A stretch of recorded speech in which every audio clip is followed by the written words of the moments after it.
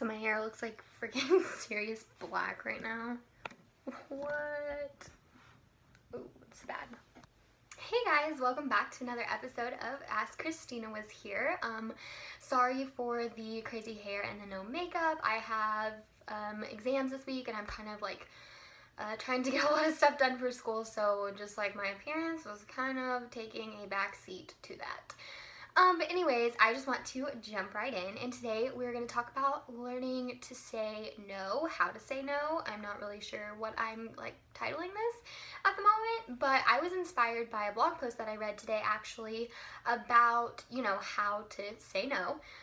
Because we are busy people and we are, sorry my computer, I need you to cooperate, and we are told all the time like that we need to say yes, that's kind of what this blog post explained. So I'm gonna try to link that down below. I don't know if I can. I don't, technologically challenged. But yeah, so I think I've learned to say no a lot this week because one, I'm super busy, just school, hashtag college and all that, but lately I have said no to like a lot of collaborations and sponsorship opportunities for the blog because I'm really trying to work on my brand and my brand image, and I'm not wanting to take collaborations that just really don't reflect what I'm about or what my blog is about.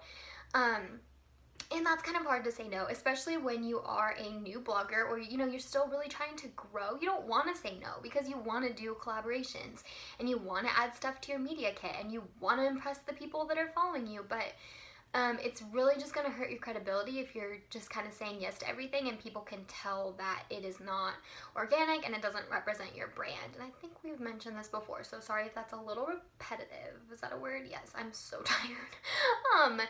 So first things first, I think it's important when you're saying no to be gracious, but to be honest. So, you want to say thank you, you want to be nice, obviously. You don't want to be like, heck no, bye. That's just kind of rude.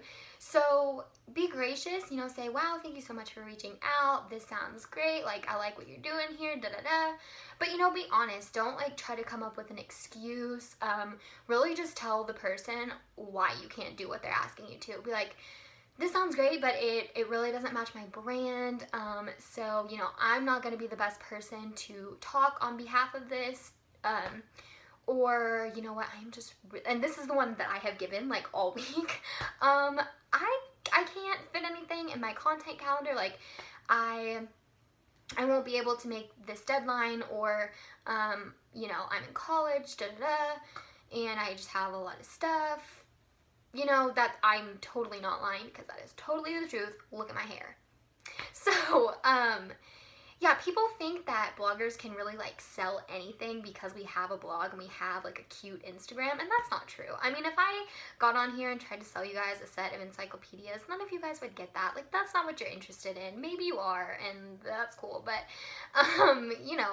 maybe if I was talking to you about makeup or hair products or something to help you study for your finals, that is more up your alley. But encyclopedias, protein shakes, I don't know. I've weird apps that don't really make sense. I get all of those, and I have to say no because it would be extra work for me, and it wouldn't benefit me, my blog, your life. So, you just don't want to. But aside from that, aside from just blogging, I think it's really important to say no to things in your life that are going to overwhelm or stress you, because the thing is you have to go to class. High school, college, to get your degree, to get your diploma, to have a job. You have to do that, or that's the decision that you've made to do. I'm going to go to class, I'm going to put that first, I'm going to put studying first and all that good stuff. Or if you have a job, same thing. You don't want to lose your job, so you're going to go to meetings, you're going to go to work every day, and those are your priorities. And so everything else in between, even if you have a blog or something like that, that's kind of your, it's optional stuff there. And you don't have to say yes to everything, which I think is hard, because we want to. We're taught that we should kind of like take every opportunity and do everything. But I think saying no has helped me a lot to be less stressed. Even if it's like somebody asked me to go to lunch, like, oh, that is the day right before my big test, so I probably shouldn't leave the house. I probably should just study. But thank you though, and try to set up another time with them.